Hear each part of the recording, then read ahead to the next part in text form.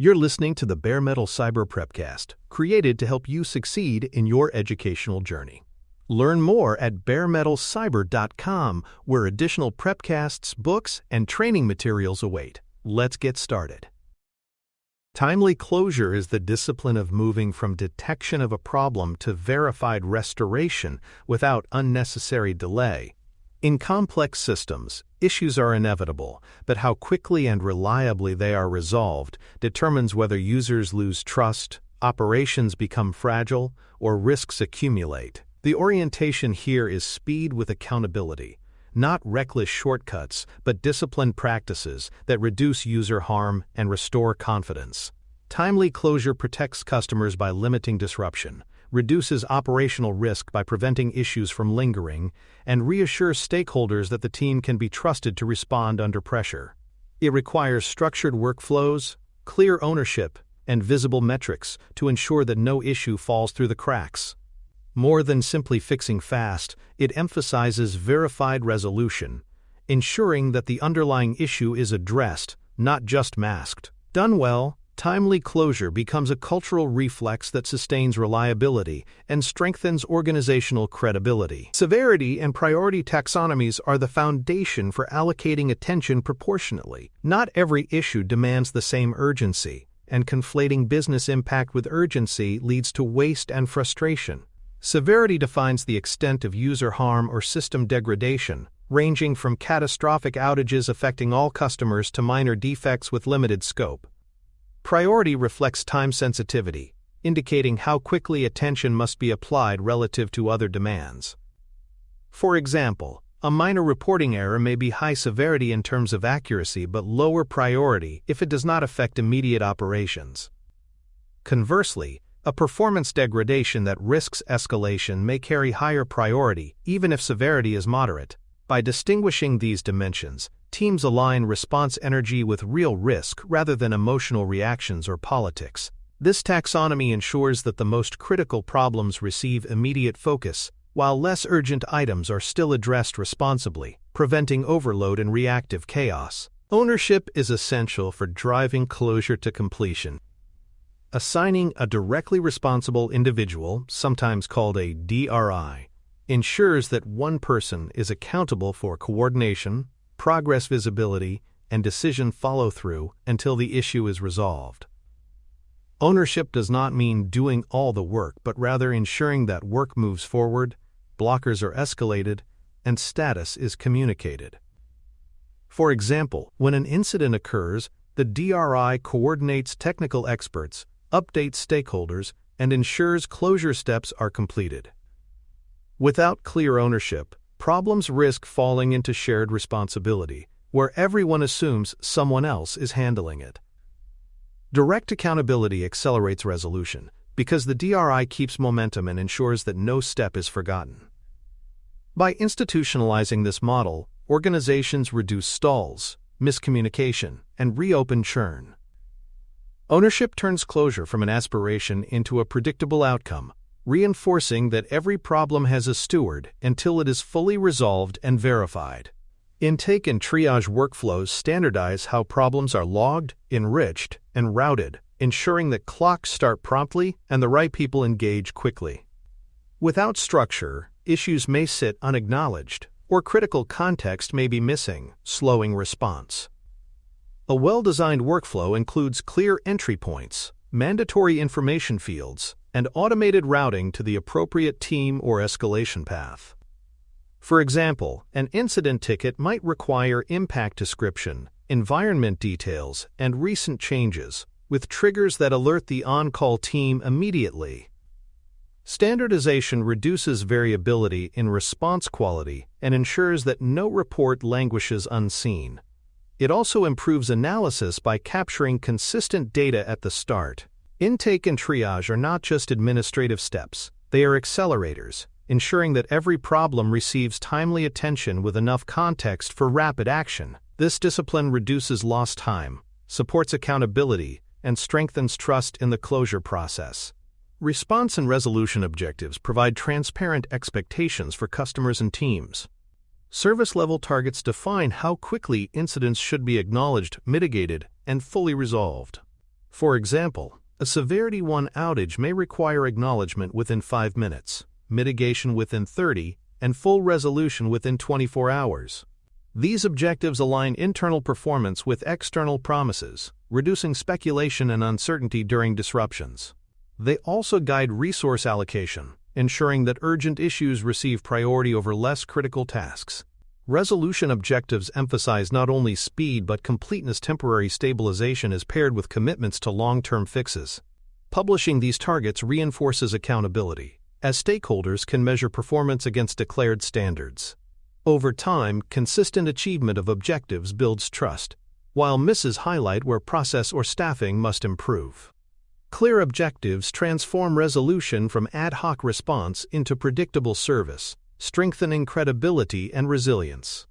Queue visibility and work-in-process limits prevent hidden backlogs and multitasking drag. When incident queues are opaque, problems linger unnoticed, and when too many items are active at once, none finish quickly. By making queues visible through dashboards, boards, or reports, teams and leaders can see what is open, how long items have aged, and where bottlenecks exist. Work-in-process limits ensure that attention is concentrated on a manageable number of items, reducing context switching and delays. For example, a team may cap concurrent incident investigations to 3, forcing prioritization and swarming. Transparency also deters silent queues, where items wait indefinitely without updates. Visibility and limits create flow, ensuring that issues move steadily to closure rather than accumulating in hidden piles. This practice improves predictability, reduces frustration, and reinforces that timely closure is a shared responsibility. Swarming and pairing practices accelerate resolution by concentrating capability on the highest impact problems.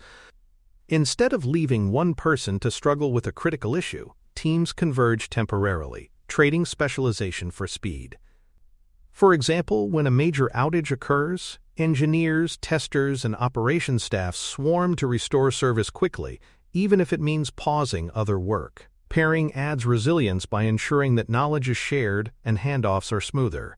These practices recognize that the cost of delayed closure often exceeds the cost of pulling people temporarily. Swarming also reduces stress on individuals as problems are tackled collectively rather than borne alone.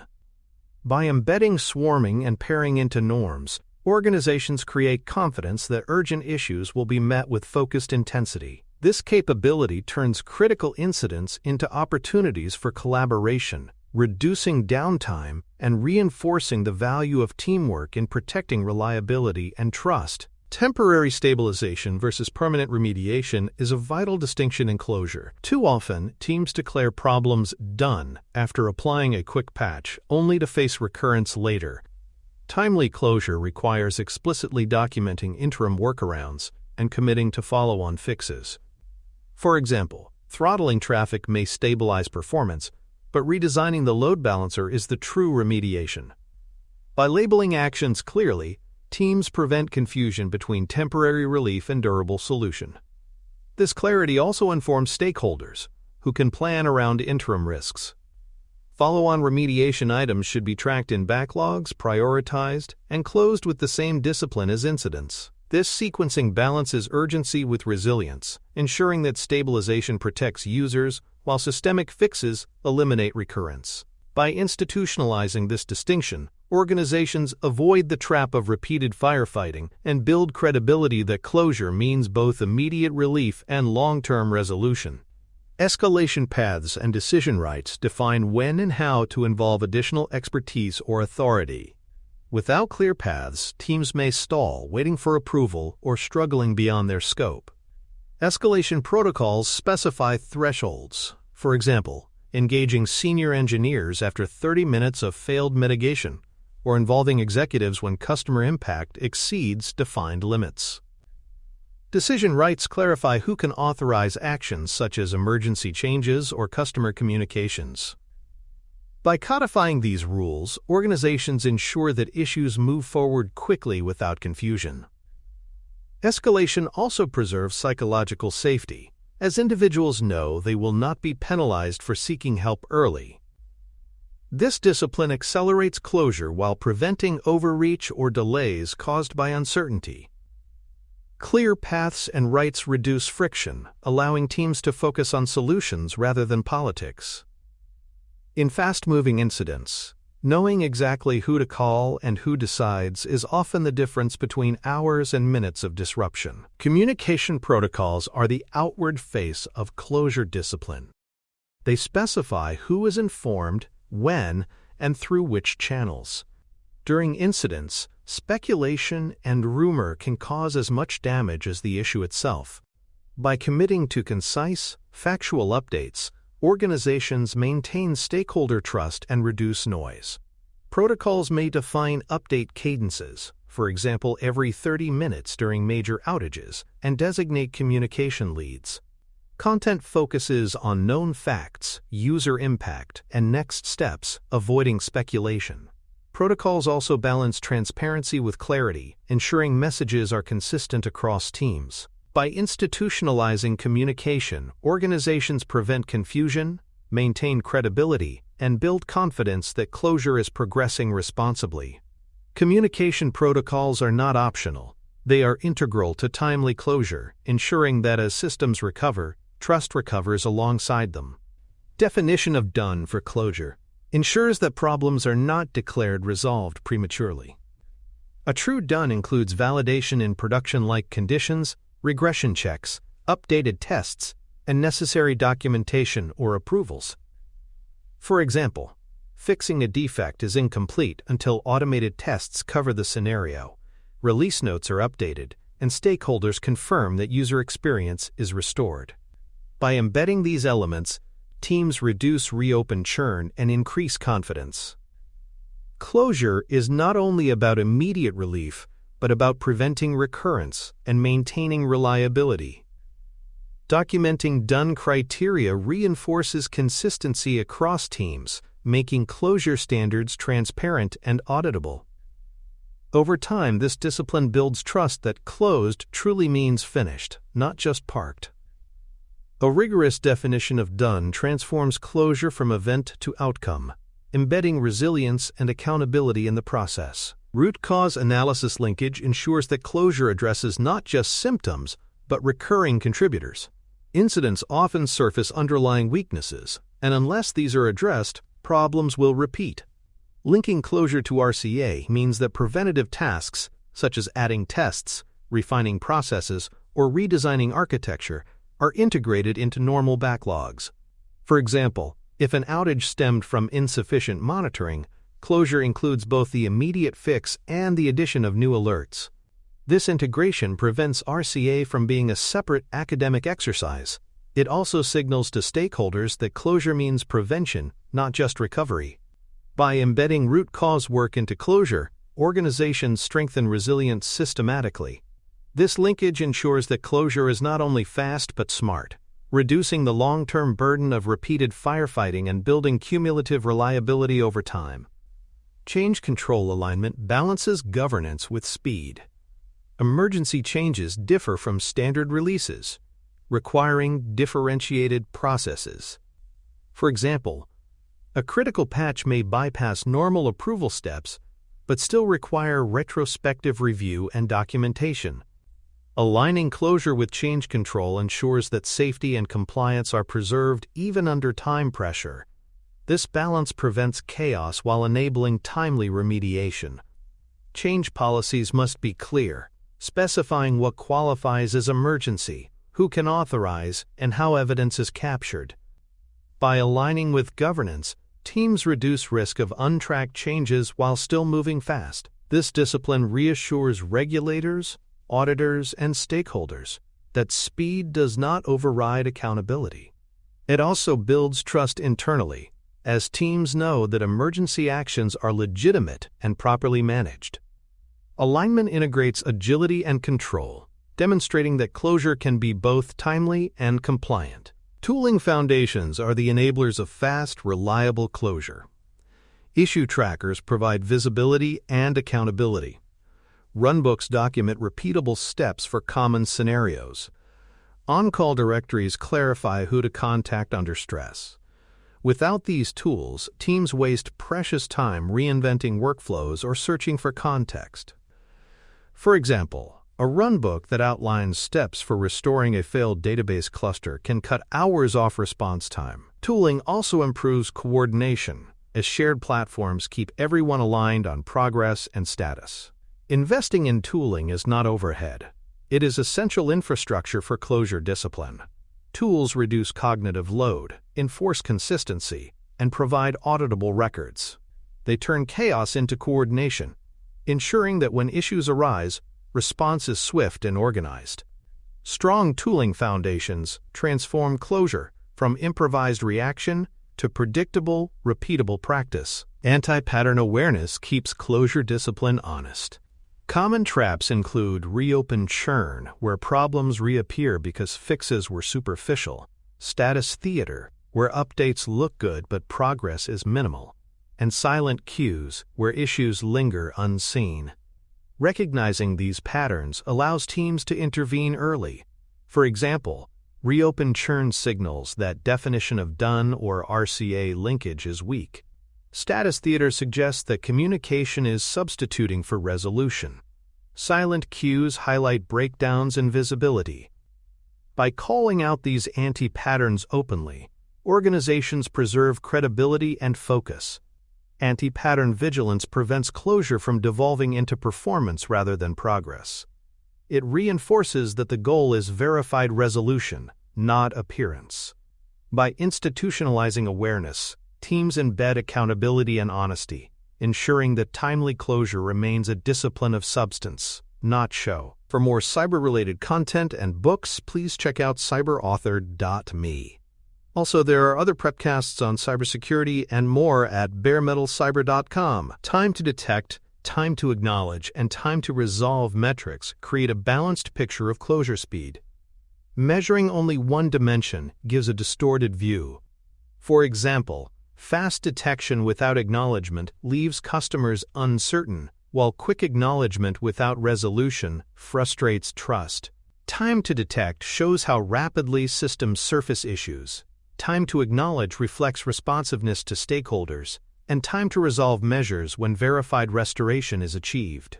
Aging reports complement these by highlighting items stuck in progress too long, signaling leadership where intervention is needed. Together, these metrics prevent complacency and focus attention where it matters. For instance, if time to detect is long, preventive engineering is prioritized, while high-resolution times indicate process bottlenecks.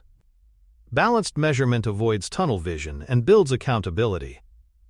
When shared transparently, these metrics also strengthen credibility with stakeholders, showing that closure is treated as a discipline measured by facts rather than vague assurances. Leading indicators give teams a chance to intervene before small issues escalate into major incidents. These indicators include error rates creeping upward, signals of resource saturation, or negative shifts in user sentiment captured from monitoring tools or support tickets. For example, a rising rate of retries in an application may precede a full outage, allowing engineers to act proactively.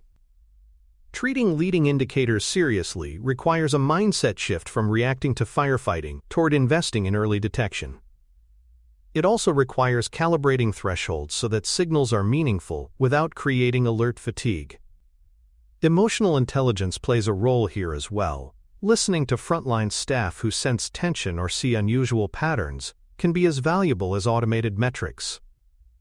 By embedding leading indicators into closure discipline, teams reduce mean time to recovery and protect trust.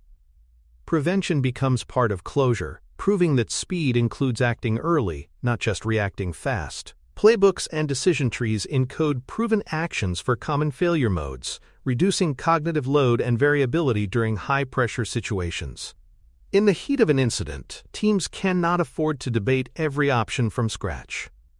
Playbooks provide step-by-step guidance, while decision trees outline branching choices based on signals observed. For example, a database outage playbook might specify actions depending on whether the cause is resource exhaustion, network isolation, or misconfiguration. These artifacts reduce reliance on memory and ensure consistent handling regardless of who is on call. They also accelerate onboarding, as less experienced team members can contribute effectively with structured support. Over time, playbooks evolve with new learning, capturing organizational wisdom and making it reusable. By investing in decision support tools, organizations make timely closure less dependent on individual heroics and more dependent on systematic preparation. This shift increases both reliability and fairness in handling incidents. Risk-based prioritization and cost of delay framing guide sequencing when multiple issues compete for attention.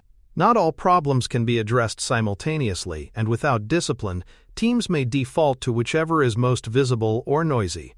Risk-based prioritization ranks items by the harm they pose to users, operations, or compliance. Cost of delay analysis asks how much value is lost for each hour or day of inaction. For example, a payment outage may cause immediate revenue loss and reputational damage, warranting priority over a less visible internal tooling bug. Framing decisions in terms of risk and delay helps depoliticize prioritization, aligning resources with measurable outcomes. This approach also reassures stakeholders that closure is managed strategically, not reactively. Over time, disciplined prioritization improves throughput and reduces stress, as teams learn to address the most impactful problems first. It ensures that closure maximizes value delivered, not just activity logged. Severity to response mapping provides consistency by aligning staffing levels, communication cadence, and approval thresholds with impact levels. Without such mapping, teams may overreact to minor issues or under-resource critical incidents. A clear matrix defines expectations. For example, Severity 1 issues may require all-hands mobilization, updates every 15 minutes, and expedited approvals, while Severity 3 issues may warrant business hours handling with daily updates. This mapping ensures proportionate response, preserving focus without neglect. It also reduces debate during high-pressure events, as thresholds are pre-agreed. Stakeholders gain confidence from predictable responses tailored to impact. Over time, severity mapping improves trust, as people see that resources and communication are allocated consistently.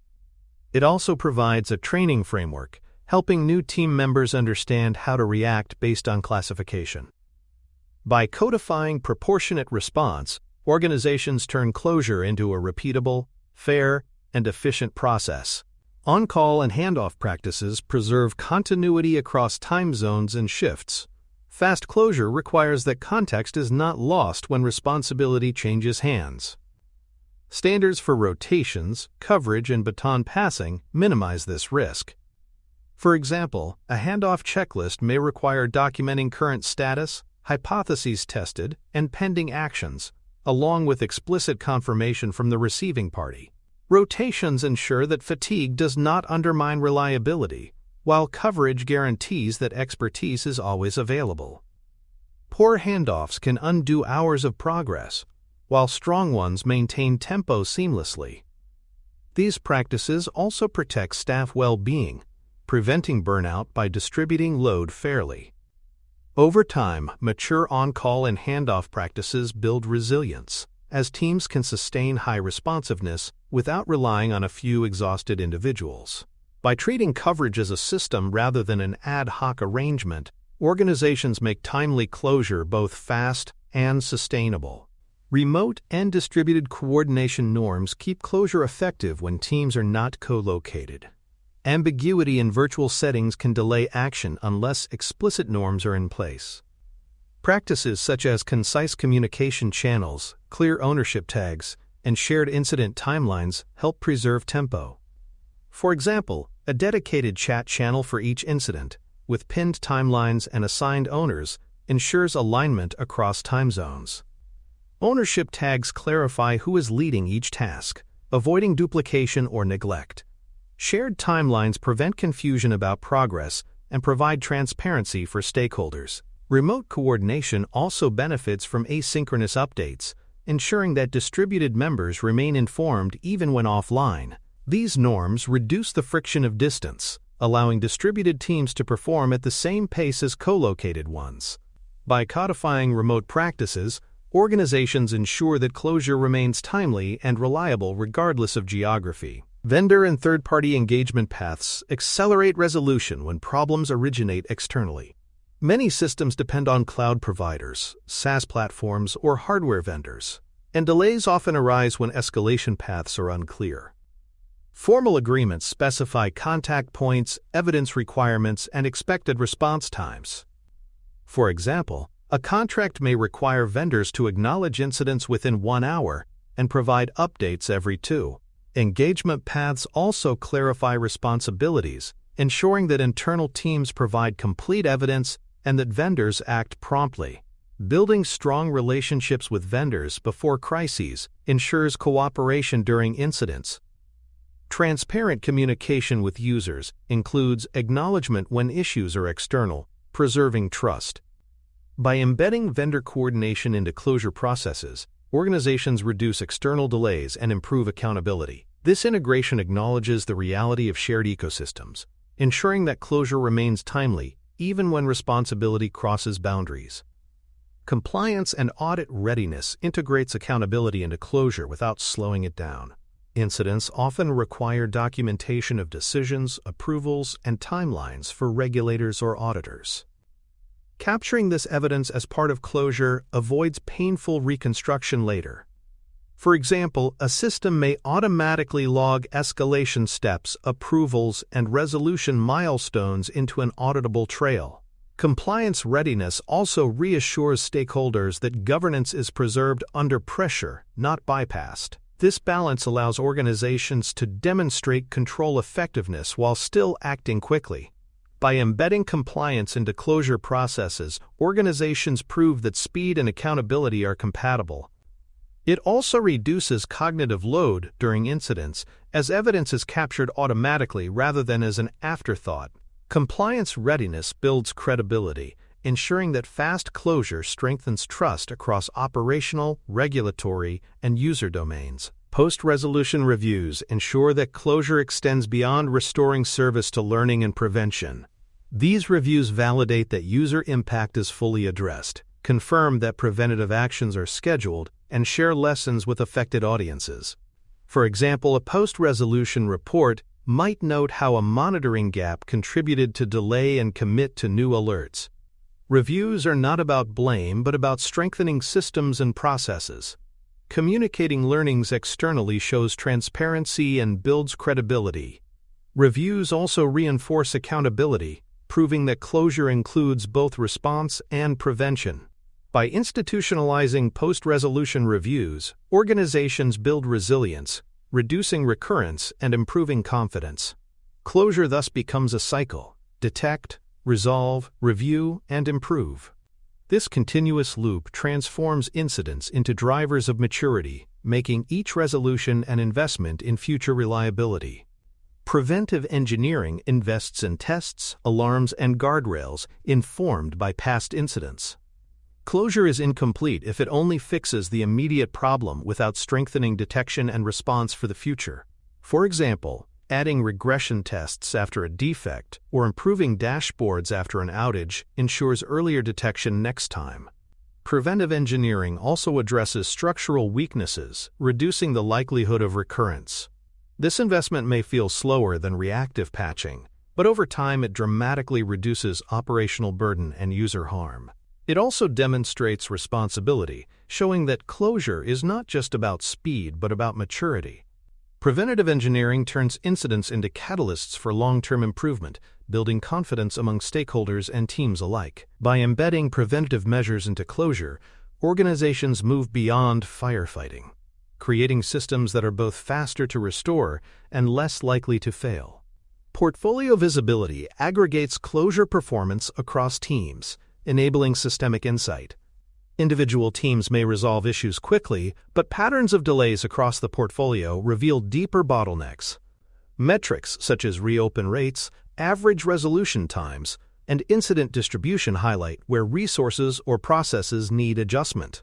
For example, if one domain consistently lags in time to resolve, it may signal underinvestment in tooling or expertise. Portfolio visibility also provides executives with a comprehensive picture, aligning staffing and strategy with real needs. It prevents closure from being viewed only in isolated silos, ensuring that systemic risks are addressed. Over time, portfolio-level analysis creates organizational agility as bottlenecks are addressed broadly. This visibility reinforces accountability and fairness, ensuring that closure discipline is shared across the enterprise, not dependent on pockets of excellence. Sustainability guardrails prevent fast closure from relying on heroics. While rapid resolution is vital, overburdening staff with relentless on-call demands leads to burnout and turnover. Guardrails include monitoring load, limiting after-hours burden, and automating routine tasks. For example, automating runbook steps or introducing self-healing scripts reduces the number of manual interventions. Rotations distribute load fairly, and metrics on on-call burden inform staffing adjustments.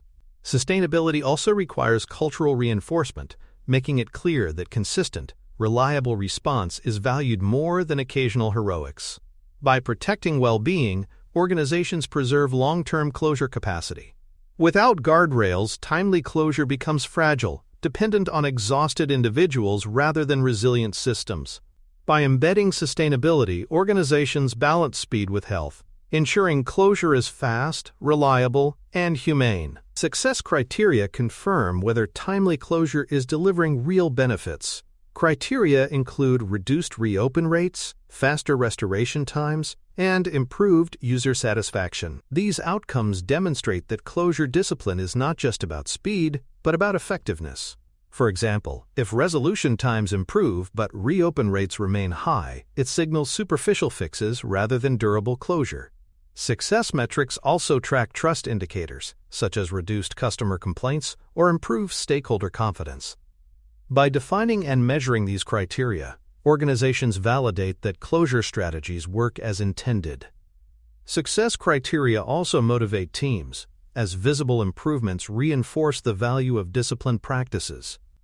Over time, these measures ensure that timely closure is not only achieved, but sustained.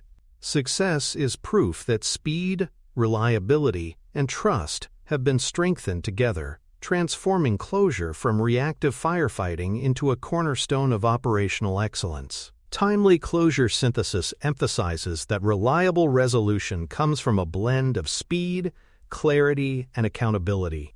Ownership and structured workflows ensure that every problem has a steward until fully resolved. Taxonomies, prioritization, and severity mapping align response with real impact, while visibility, swarming, and stabilization practices accelerate progress. Definitions of done, RCA linkage, and compliance alignment make closure durable and auditable.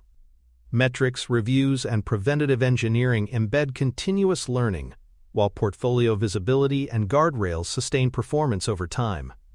Ultimately, timely closure is not just about fixing fast, it is about resolving problems responsibly, transparently, and completely. By turning detection into verified restoration without delay, organizations protect users, reduce risk, and reinforce trust. This discipline becomes a cultural norm, transforming closure from a moment of stress into a repeatable practice of resilience and reliability. Thanks for tuning in to the Bare Metal Cyber Prepcast, your trusted source for cybersecurity news and insights. Remember to subscribe at baremetalcyber.com so you never miss an update. And visit cyberauthor.me for best-selling cybersecurity books that equip you with expert knowledge. Until next time, stay secure and stay vigilant.